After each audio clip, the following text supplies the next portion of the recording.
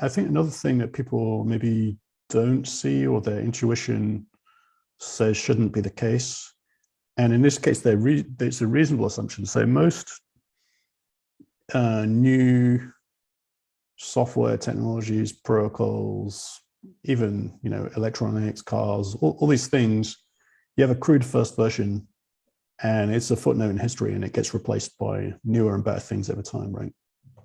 And so that's people's intuition.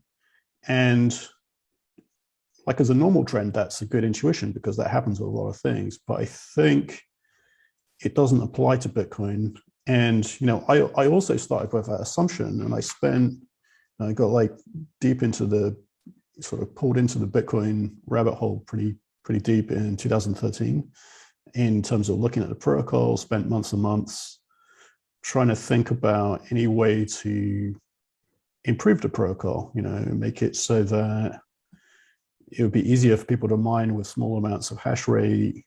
You maybe need a kind of minimum today, or to make it lower latency, to make it more private, make it more decentralized. So all kinds of interesting and potentially valuable properties from the point of view of somebody from a distributed systems background.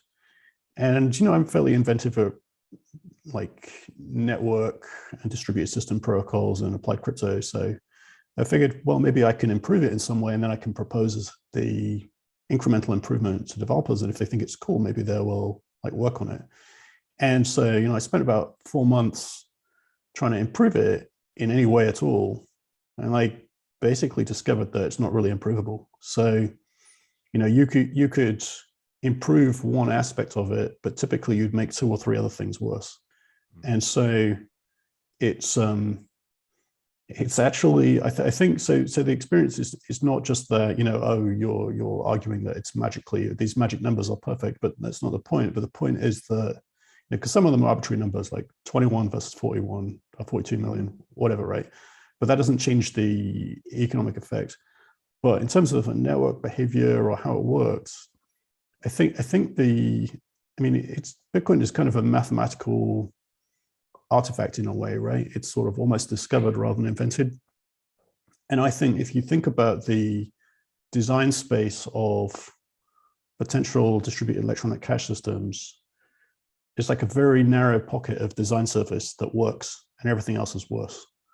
And so maybe that's why it was hard to find, like why people tried for a long time and didn't find a system that could work, and why trying to improve it doesn't really seem to work, because you just get knocked out of this kind of local optima, and there doesn't seem to be any, that seems like to be a global optima too.